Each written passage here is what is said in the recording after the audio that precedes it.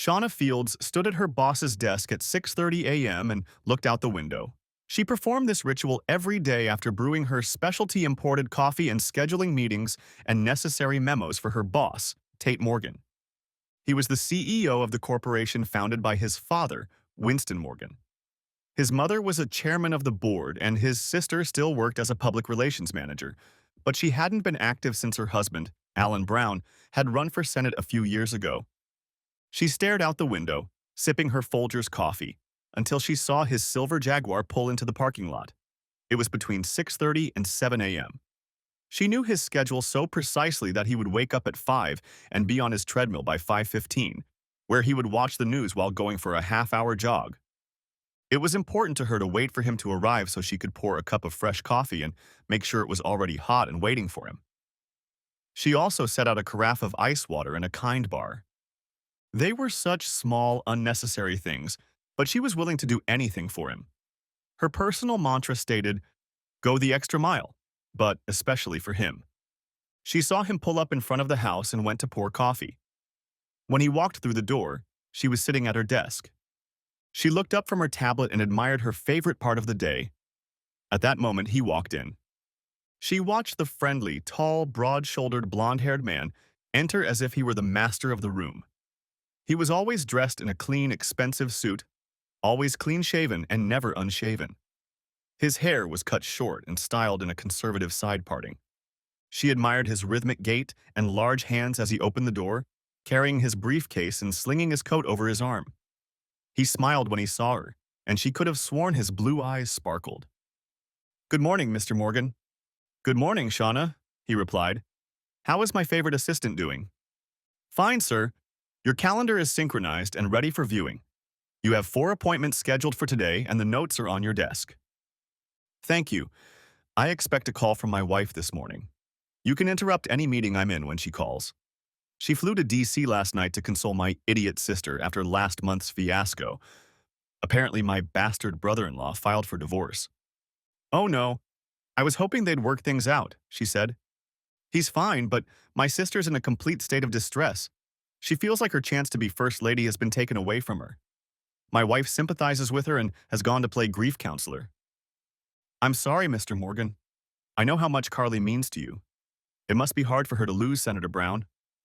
She did it to herself. That shit wasn't as well hidden as they thought. I warned her, but what do I know? I'm only her brother," he said. Senator Alan Brown was in the debate for the Democratic presidential nomination when his wife's affair with an aide became public. The fallout was devastating at first, but his PR team worked well and his numbers in the polls even improved. The sympathy of his supporters should have secured him the Democratic nomination. He continued, "Carly has always gotten her way. She has such a strong charisma that people just bend to her will. I don't think the other woman's husband bowed to her will. We're all paying the price for that. The press hasn't called in a while, but I think this might be a reason to call. Do you want me to prepare a statement or do you have no comment?" She asked. "No, I'm staying as far away from her situation as possible right now. If they call, tell them no comment. We don't need the company dragged into her personal problems. My mother will be furious as it is." That morning, Tate's wife Bella was having coffee with his sister. Carly was as disheveled as Bella had ever seen her, and it bothered her. Bella had always admired this beautiful, elegant woman, but that morning her appearance was just awful. Until the recent scandal, Carly had never appeared in front of guests without perfectly styled hair, carefully applied makeup, and stylish and beautiful clothes. That morning she woke up without showering, brushing her hair or teeth. "Bella, I'm going to go quietly. I'm going to stay as far away from the press as possible. I don't want to hurt Alan's chances of becoming president any more than I already have. His campaign manager thinks divorcing me will help him," Carly said. "I think it's complete nonsense that he got away with it. He's done that to her and so many others," Bella said. "I know, but he'll do a lot of good for the country.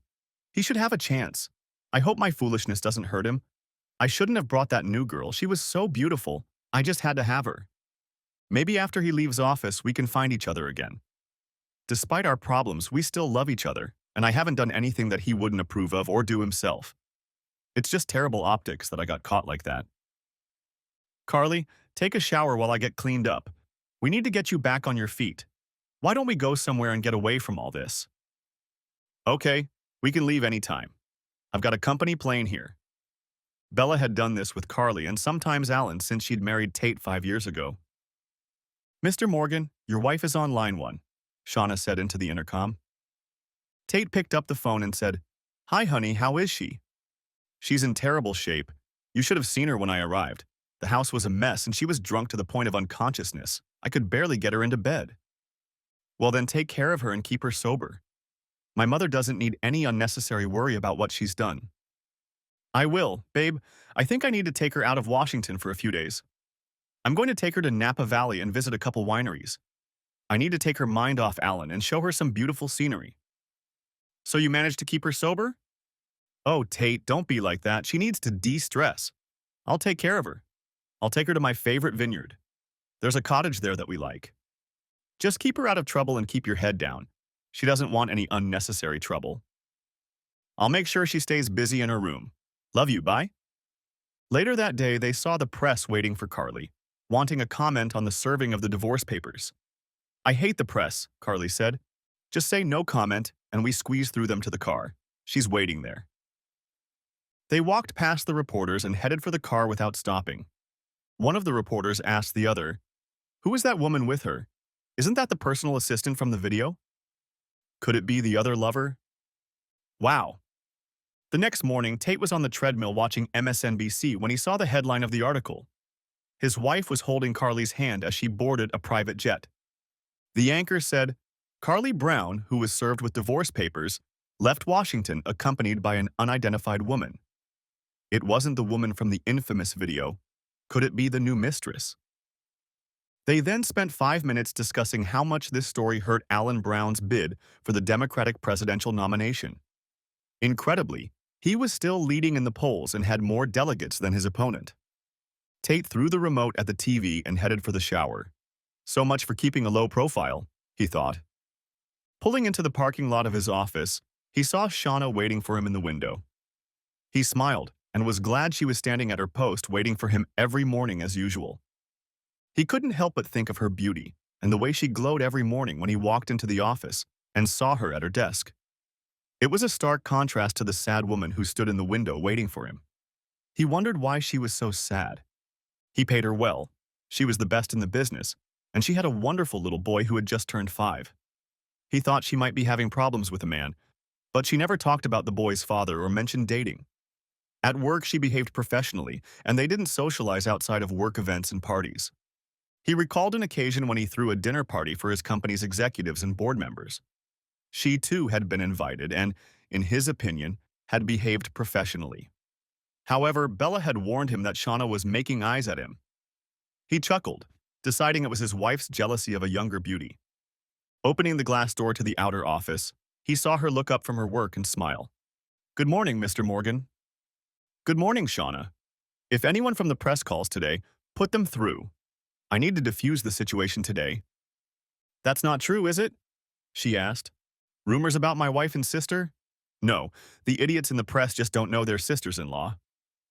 Whew, thank God. Later that morning, his personal cell phone rang and he answered it for his mother. Yes, Mom, I'm aware of it, Tate said.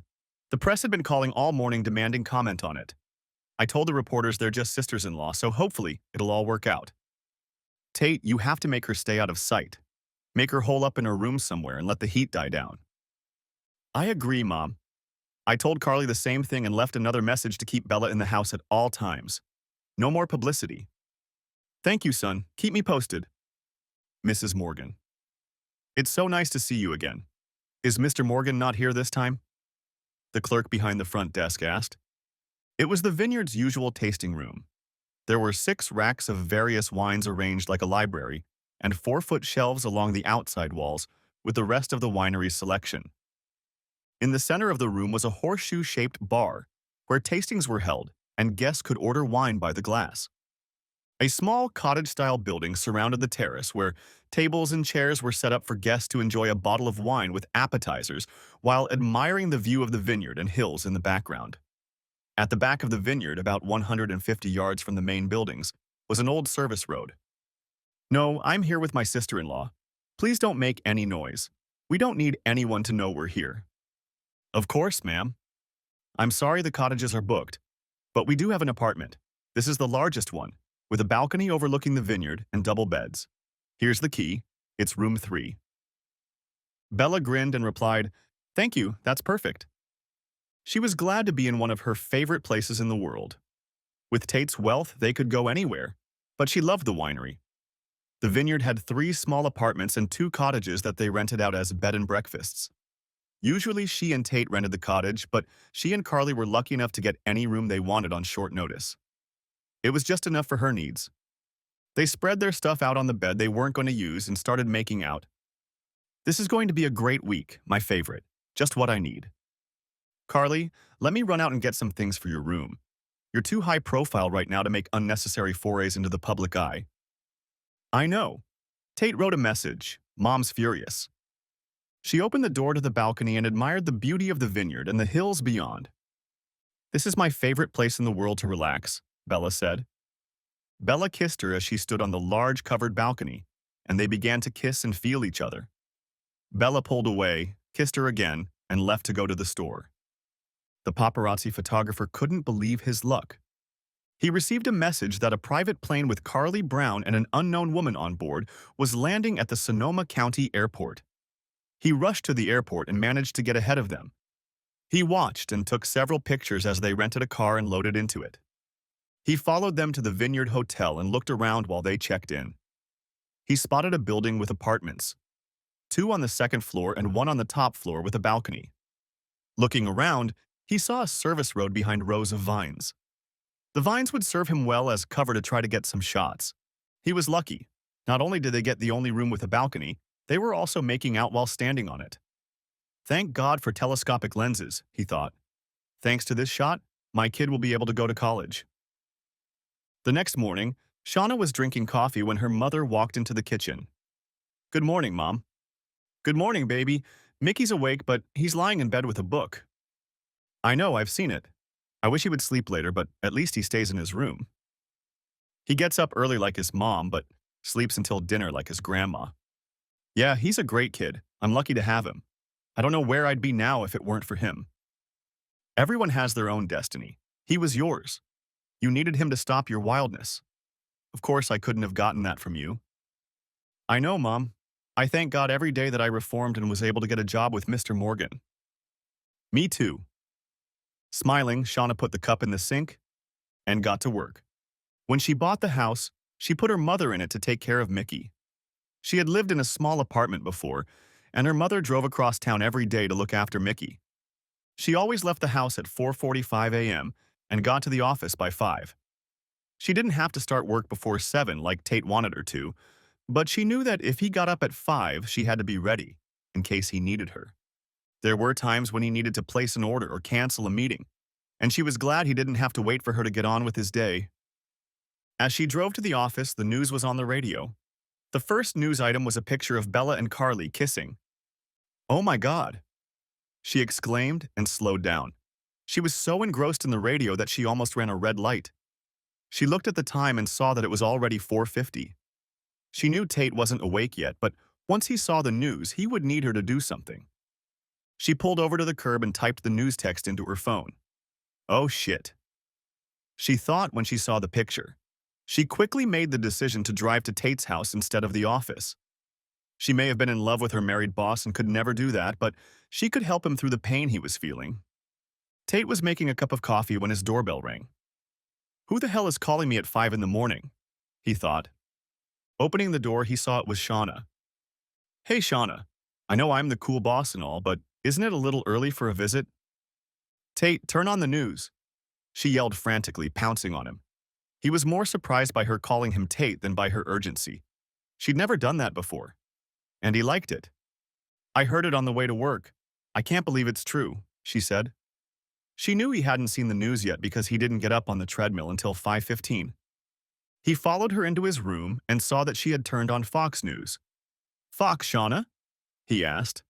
She knew he was watching MSNBC. Then he saw a picture. The picture showed Carly and Bella kissing, Bella's hand resting on Carly's chest. The caption read, "Carly Brown caught in a love nest with her sister-in-law." He collapsed into the chair and buried his head in his hands. Shauna knelt down beside him and put her hand on his shoulder. Maybe it's fake or something? Maybe there's an explanation for it, she asked. When a tear ran down his cheek, he lifted his head and screamed, "Goddamn bitch!" He got up and ran upstairs. Shauna followed him and asked, "What are you going to do, Mr. Morgan?" "Oh, I'm Mr. Morgan again, huh?" he joked, starting to pack his bag. She blushed and replied, "Sorry about that. I panicked. It won't happen again." "Don't worry, Tate's fine," he said.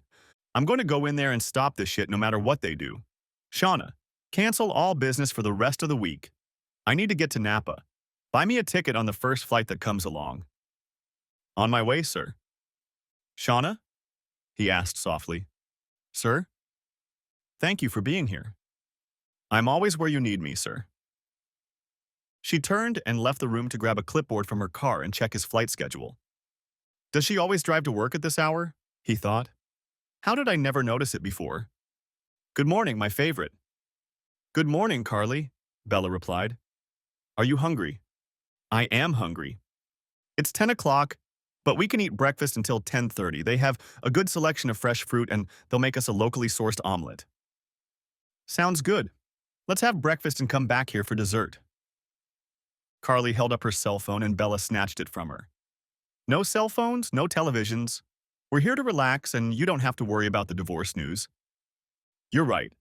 Let's take a quick shower and go downstairs." "No games. We need to hurry up so we can make it to breakfast." Spoils the mood.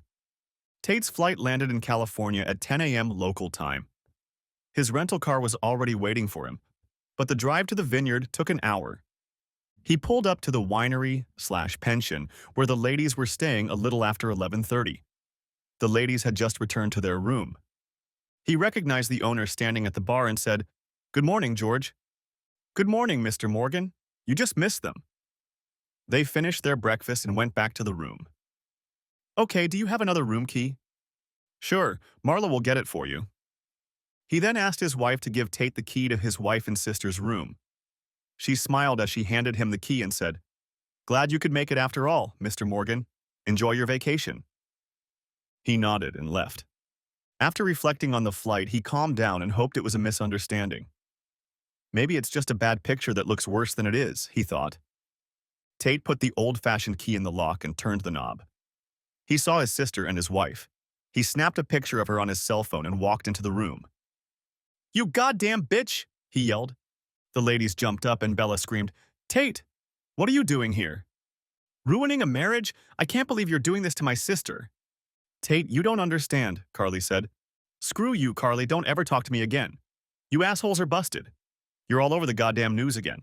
I was hoping it was fake or innocent, but I guess not." "Tate, baby, I love you. It was..." "Just stop it, Bella. Keep that corny nonsense to yourself. There are no excuses, it's cheating. It's over." "No, Tate, listen to me, it's not her fault." "Shut up, Carly. I hope you're happy. You left behind another marriage. Mother's going to have a stroke." He turned and left them crying in the room. As he approached the front desk, the owner said, "I just saw this on the news, Mr. Morgan. I'm very sorry about that. Fortunately, there are no press on the street yet, but I'm expecting them." "It doesn't matter, George. I'm not staying," he said, dropping the key on the table. "They'll sort out their own mess." He got into the rental car and called his savior friend, Shauna. "Shauna, I stopped by to see them. It's true.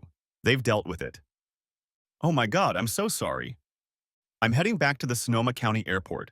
Find me a flight home as soon as possible." "Already looking, sir.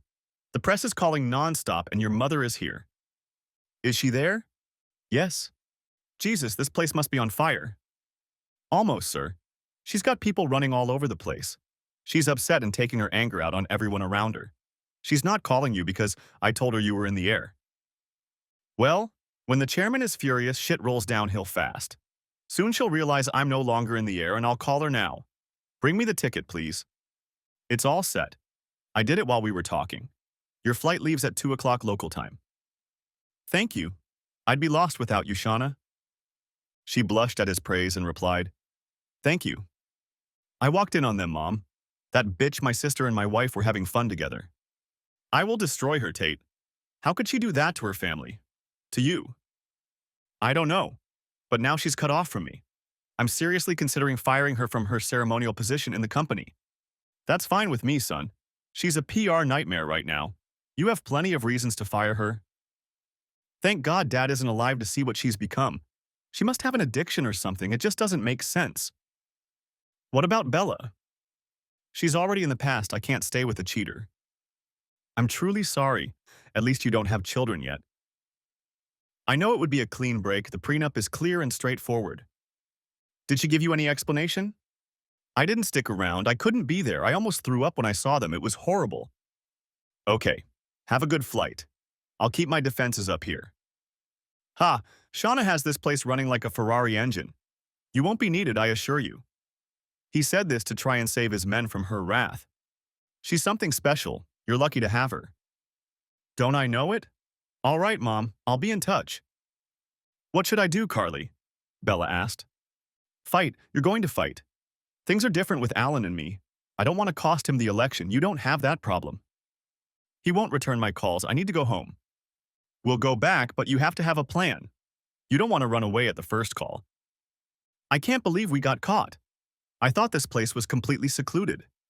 Why was I so stupid to kiss you? Why was I so stupid to get involved with you in the first place? Stop it, Carly shouted. You're not stupid. You have needs that your husband can't fulfill. He needs to realize that you need what a woman can give you, just like he, as a man, can give you. He will come to his senses. He loves you. He just needs to calm down. God, I hope you're right. I can't lose him. I love him so much. You should dump as much on me as you can. I'm already persona non grata in my family. It can't hurt for me to take all the blame. Listen to yourself. This is your fault. You seduced me years ago. I should never have gotten involved with you. Oh, please. You better hope he doesn't find out about Alan, or you won't stand a chance. With me, at least you'll be able to say it wasn't a guy. God, I hope I can make this right, Bella said, realizing the chances were slim. Tate walked into his empty house and threw his things on the floor. He had ignored his wife's calls and texts up until this point and decided to finally call her back. Tate, baby, listen. I'm on my way home now. We need to talk and work things out. I love you. Our marriage can't be over. Don't come home, Bella. I need a couple days to calm down. I'll call you back on Sunday and set up a time when we can meet and talk. Okay. I'll get a room at the Hyatt Hotel and wait for your call. Tate, please believe that I love you with all my heart. Never mind. I'm giving you one chance to explain yourself. If you lie to me, it's over between us. Believe me, I've learned more than you think. He didn't understand anything. He hoped that by saying this, he would force her to be truthful. He needed to know why she'd done this to him. I swear I'll tell you everything. I love you, Tate. I'm sorry I hurt you. We'll see. He hung up without telling her for the first time that he loved her. He was going to call Shauna, but he didn't want to bother her at this time of day. He would call her in the morning and tell her he was taking the day off. Taking Friday off wouldn't be a problem, and he'd be off work on Saturday to work things out. Tate looked at his watch and saw that it was already 6:15 a.m. It saddened him that Shauna wouldn't be waiting for him that day, but he smiled at the thought of her watching him in the dark. He picked up the phone and called her. She was just finishing her coffee and about to stand at her post by the window when her cell phone rang. She smiled when she saw it was Tate and professionally answered, "Good morning, Mr. Morgan." "Shauna, I'm not coming in today. Put out all the fires and only call me if you can't handle something or if it's an emergency." "Yes, sir. I'll take care of everything. Is there anything I can do to help?" "No, I'm going to get myself cleaned up to prepare for the divorce." She said regretfully, "I'm sorry, sir. This must be hard on you." "Well, it's bloody sad, is what it is. 5 years of marriage wasted. I still don't know everything, and I certainly don't know the reasons why. But I'll talk to her on Sunday. Maybe I'll get some answers, but more likely I'll just get bullshit." "Sir, would you like me to ask Vivian James to look into this?" Vivian was a private investigator hired by the company. "That's a great idea.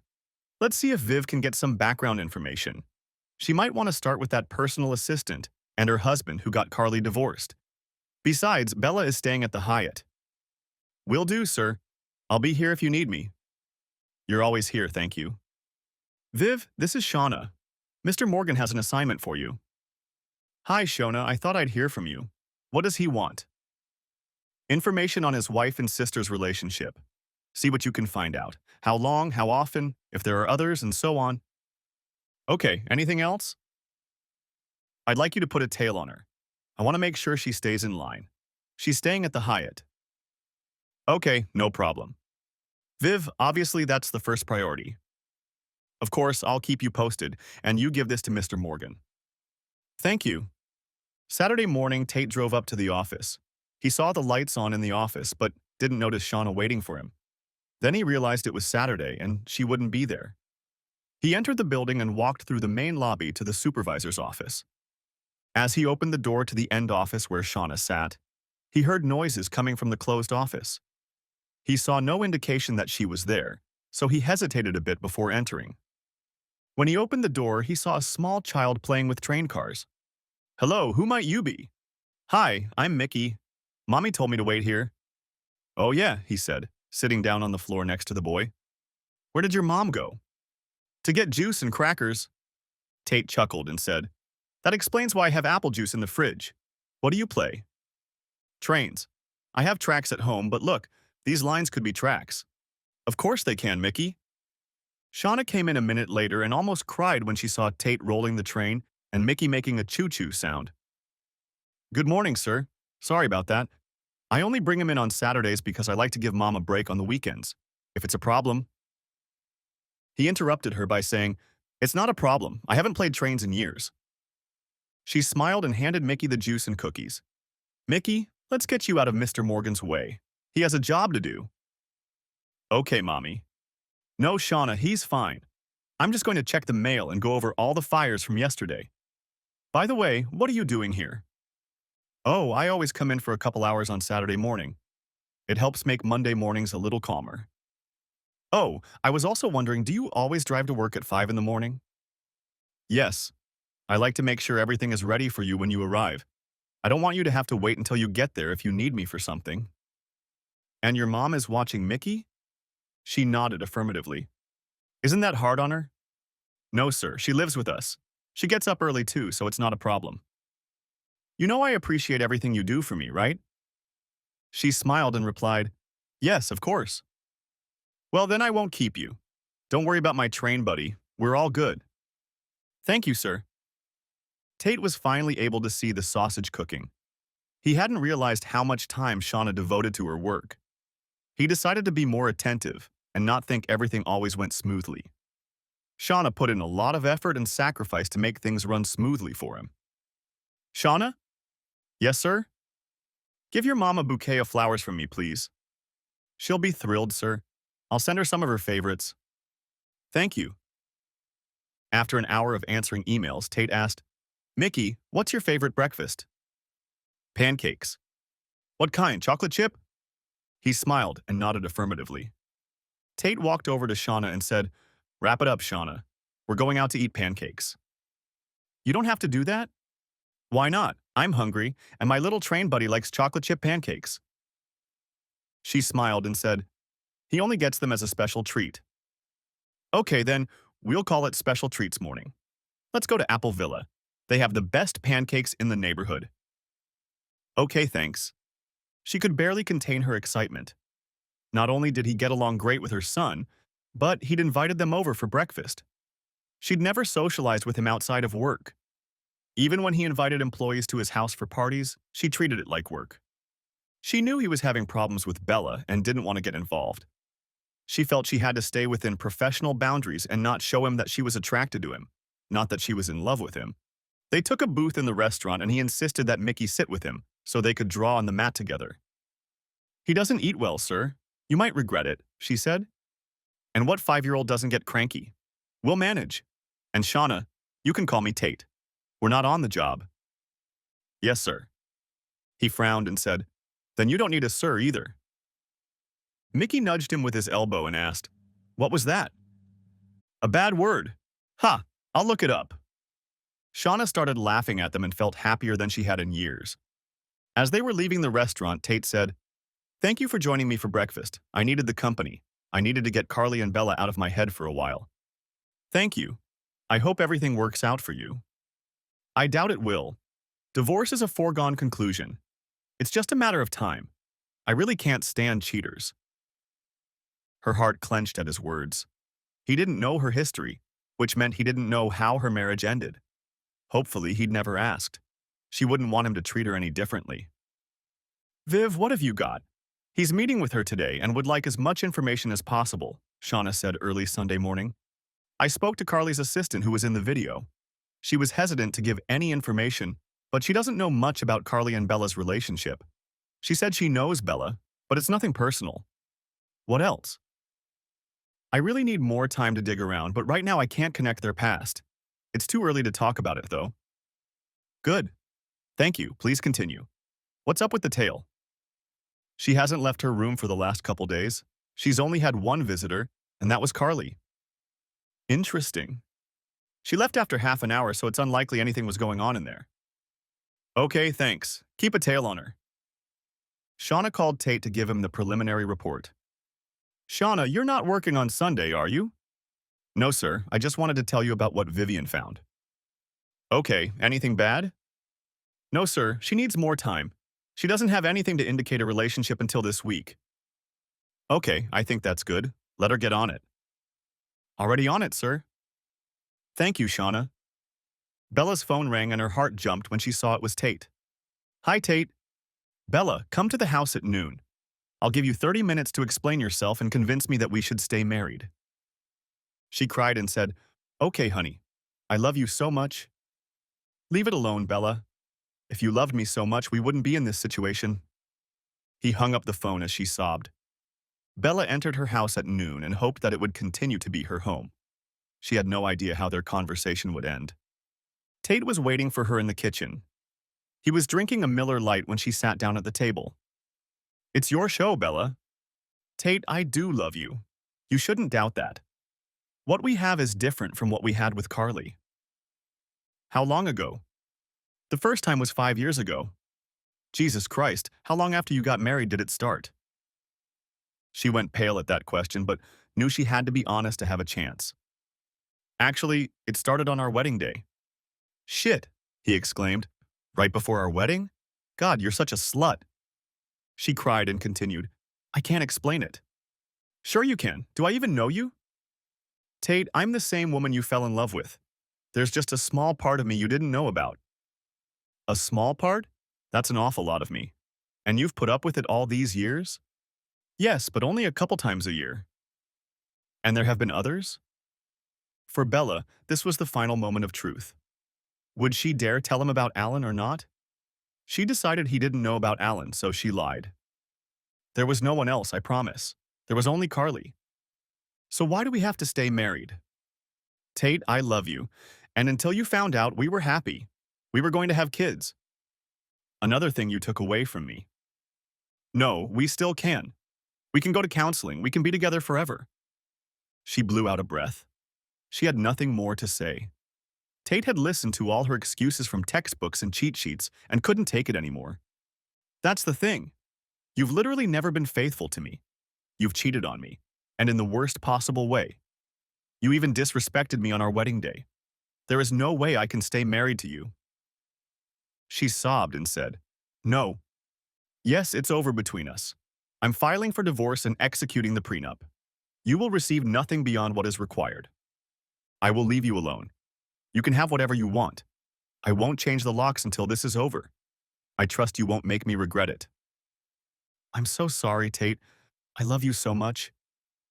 Yeah, that's what you said. He left her crying at the table. Tate sat in his mother's family room waiting for her to come down. They needed to talk about what to do about Carly. How are you doing? How did it go? Mrs. Morgan asked, entering the room. Terrible, Tate replied. Carly seduced her on my wedding day, and it's been going on ever since. On your wedding day, my God? Yes, needless to say, my marriage is over. I can't stay with her. I understand, I don't blame you. But we need to deal with the press. It's in the news every day and our stock price is down 5%. I know. I'll ask Carly to resign and announce it in the morning, before the market opens. That will solve our problem. Her stock is protected by our father's trust, so I won't try to take it away from her. I'll still be voting by proxy. That's good, but I think your impending divorce will affect us as well. It might. I'm going to announce that we've separated amicably, and it won't affect the company in any way. She won't get any of my stock, according to the prenuptial agreement. God, what a mess your sister has gotten us into. We need to get her into treatment immediately. There must be something wrong with her. Of course there is. She's a narcissist. She thinks she can do whatever she wants and collateral damage doesn't matter. I hope you realize that after today, I won't be communicating with her directly. I just can't get over what she did to me. I understand. Maybe someday our family will recover from this. At least I hope so. Tate wasn't too optimistic. Tate called Carly but got her voicemail. Carly, tomorrow morning I will be issuing a press release announcing your resignation. I'm not going to buy back your shares, so you'll retain your ownership under the trust agreement. I think I'll vote your shares anyway. Don't make a big deal out of it. You've caused enough trouble for the family, not to mention the company. Mom expects you to start seeing a therapist too. Your addiction, narcissism, or whatever it's called, has done enough damage to your life. We all suffer as a result. Carly listened to his words and cried. She didn't think she had a problem. Everyone else had a problem. Modern marriages shouldn't be constrained by the archaic limitations of monogamy, she thought. She decided to call Tate. She was afraid he would yell at her and tell her what a slut she was. Screw him and his shitty moral ideals, she thought. She texted him. I'm resigning of my own accord. I don't want to cause any more problems for the company or my family. Shauna stood at the window and waited for Tate to arrive. She thought about the good time they all had at breakfast. Tate had been so nice to Mickey, and Mickey had asked her if he would come over to her house to play steam trains with him again. She was torn between hoping that Tate would be on the loose and she'd have a chance at happiness with him, and hoping that he wouldn't be on the loose because he'd be sure to question her about the past. After that, she wouldn't stand a chance. She would never be able to lie to him. Pulling into the parking lot, Tate saw her looking out the window. He loved seeing her there every morning as she waited for him. He wondered if he should start a relationship with his beautiful assistant right after his divorce. Do we have a fraternization policy? He thought. Then he thought, why don't I know the answer to that question? He realized that the issue was that he relied on Shauna for information. While he was dealing with business issues, HR was dealing with politics. Shauna could tell him about politics when he needed it. When he walked into Shauna's outer office, he found her looking at him the same way she did every day. A bright smile appeared on her face, and she said, in her usual manner, "Good morning, Mr. Morgan." "Hi, Shauna." He watched her eyes roam over his body and decided to stop and playfully call out to her. "Did I spill something?" "Eh? No, I just wanted to make sure you didn't spill so I could let you know if you did." She thought, oh my God, he caught me checking and I'm babbling like an idiot. He laughed and said, "What would I do without you?" and left for his office. That was fun, he thought. She was clearly aroused and he figured he'd keep it up. He was pleased that the woman was interested in him, and he wondered how it was that he hadn't noticed her interest before. It didn't matter, though. He was completely devoted to Bella and would never consider leaving her. Tate called his attorney and asked him to prepare the divorce. He asked him to do him a favor and speed up the process if possible. He allowed himself to think about the divorce one last time. He felt what he hoped would be the last straw of sadness for his once happy marriage. Then he put the thought out of his mind. There was work to be done, a company to protect. Thousands of people were counting on him. "Shauna, would you come in here, please?" he called out. "Yes, sir," she replied, running in with her iPad. "Shauna, I need to prepare a press release about my sister's resignation. Then I need Paul Daniels to get here immediately so I can officially promote him to the position he already held in her absence." She was stunned for a moment, then asked, "Should I schedule a press conference or just a press release?" "Just the press release. Defer any questions about it to the media relations department. Paul can earn his new paycheck. Just so you know, I'm filing for divorce." He saw that she didn't look up from her clipboard, but smiled briefly. "At the end of the week, Bella and I will be issuing a joint petition for a divorce by mutual consent. We need to make sure my divorce doesn't affect the stock price. I won't be taking questions, so if anyone from the press calls, send them to Paul." He watched her making notes in her clipboard and asked, "Any questions?" "No, sir." "Good, go ahead." She got up to leave and he stopped her. Shauna, what is the fraternity policy at the company? She threw him a curious look and replied, there are two. For non-executive level employees, managers can't start relationships with direct reports. For executive level employees, they can't start relationships with board members. Of course, there are regulations that allow employees to be transferred from one department to another under certain circumstances and exceptions to HR rules. He smiled and said, thank you, Shauna. She nodded and stepped back. What was that? She wondered. Maybe he's got his eye on someone in the company. The week passed without much happening. The announcements of her sister's resignation and his divorce had little effect on the stock price. By Friday, Bella had signed the divorce papers, and her lawyer assured her that there was no need to rush, since the prenup was securely drawn up. To keep Bella from fighting back, Tate sweetened her pot by buying her an apartment. On Saturday, Tate jogged on the treadmill, remembering the previous week and breakfast with Shauna and Mickey. He decided to take a chance and headed to the office, hoping to catch them there. He wanted to make it look like it was another chance meeting, not him asking them out. As he pulled into the parking lot, he had his doubts.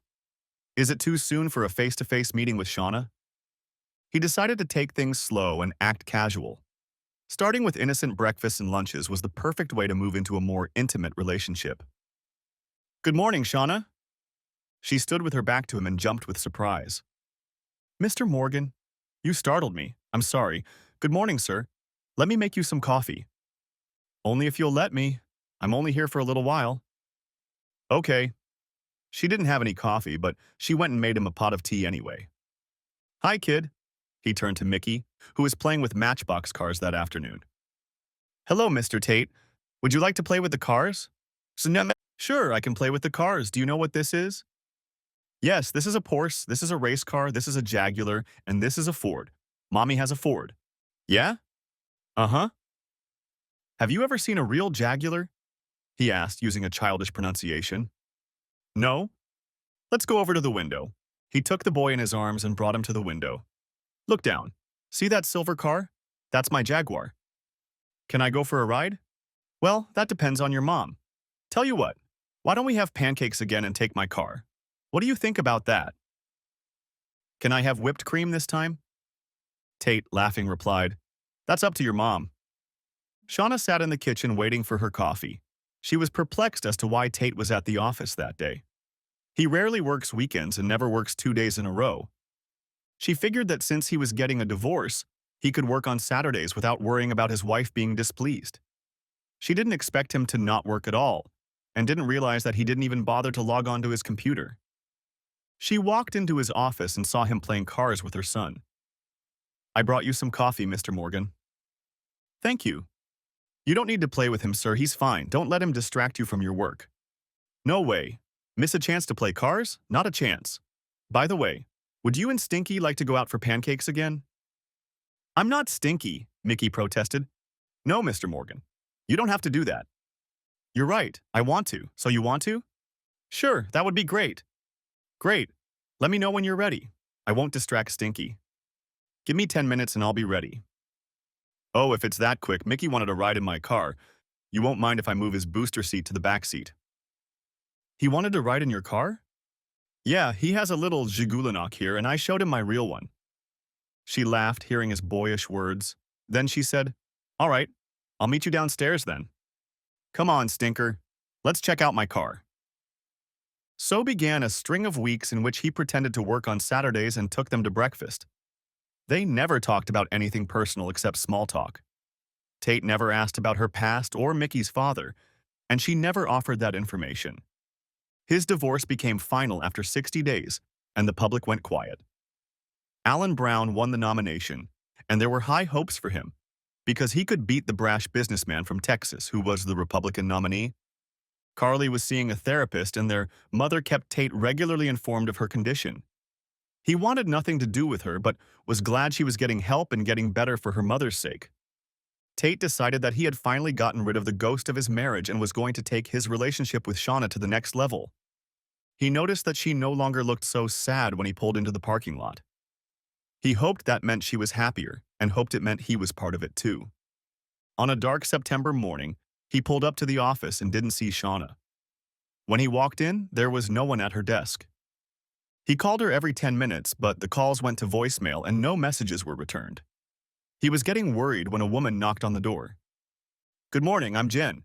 Shauna fainted yesterday and is in the hospital right now. She's been left for observation. She has a serious concussion. I'll be here within the week." He jumped up and grabbed his keys. "Cancel all my appointments for today. What hospital is she in?" "St. Alexander's Hospital. She's in room 1102.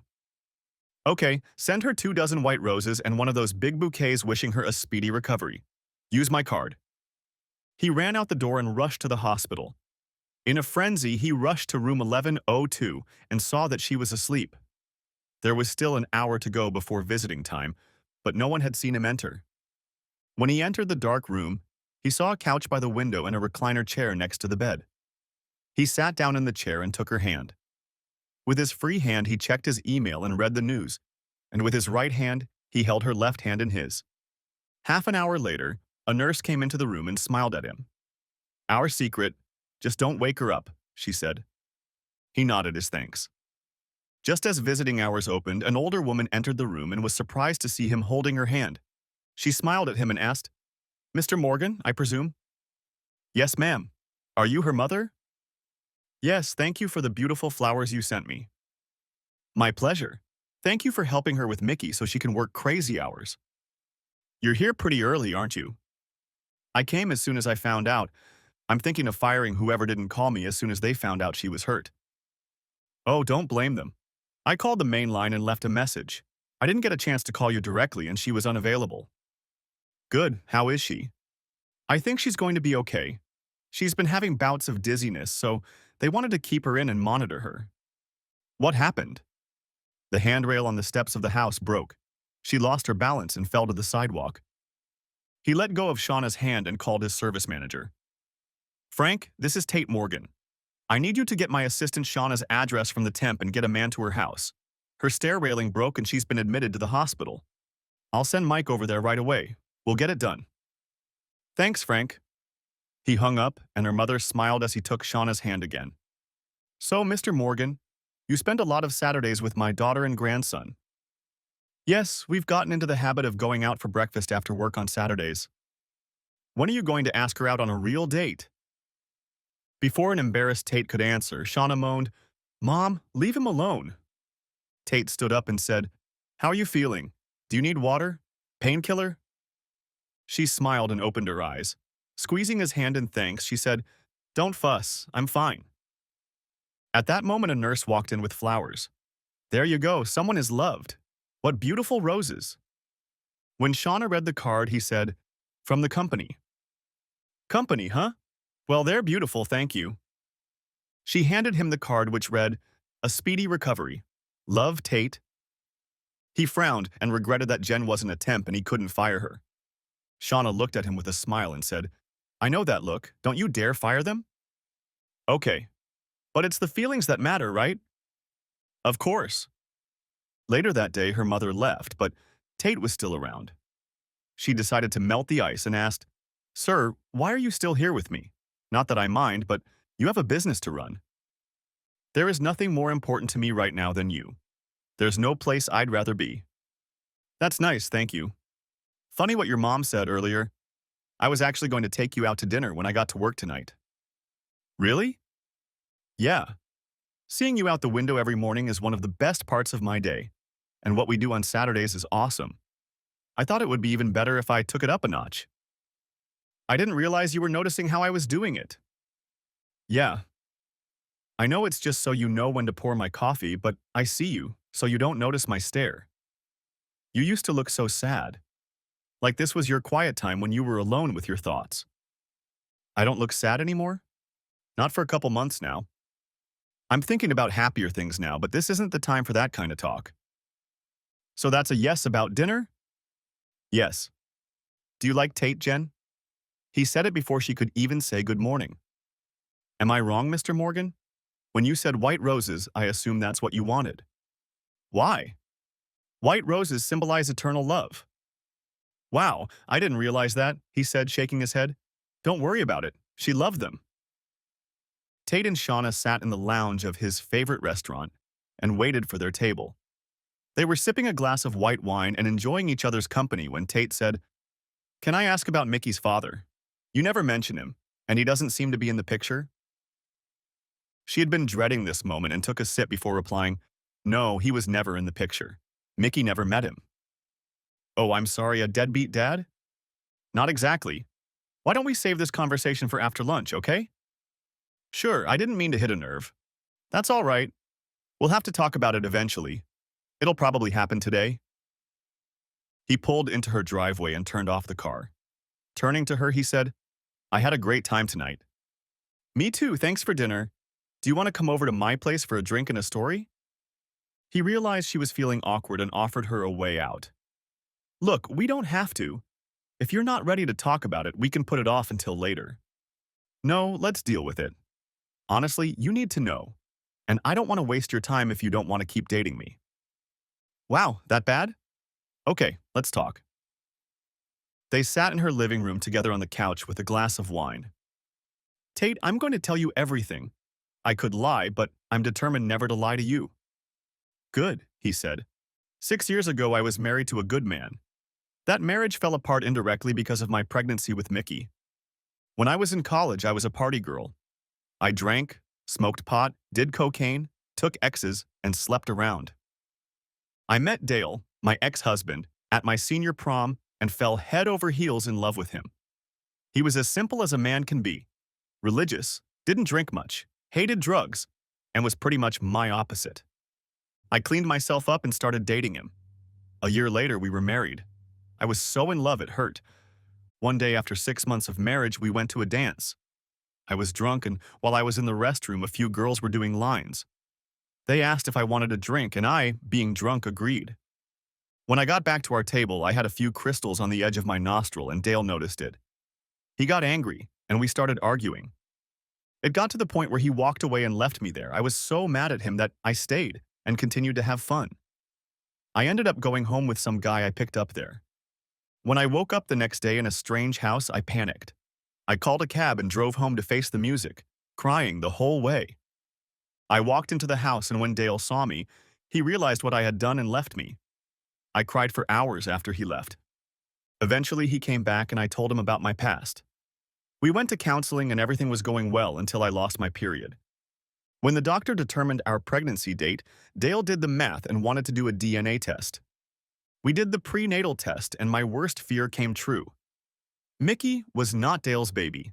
Dale tried very hard, but couldn't stand the daily reminder of my cheating. The divorce was final 2 days before Mickey was born. I didn't pay attention to where I was taken home from, and I didn't remember the guy's name, so Mickey had to suffer without a father. He's dealing with it. But now, it's harder for him to socialize with the kids at school who have fathers, but he doesn't push it too much. Tate held her hand as she told her story and finally spoke.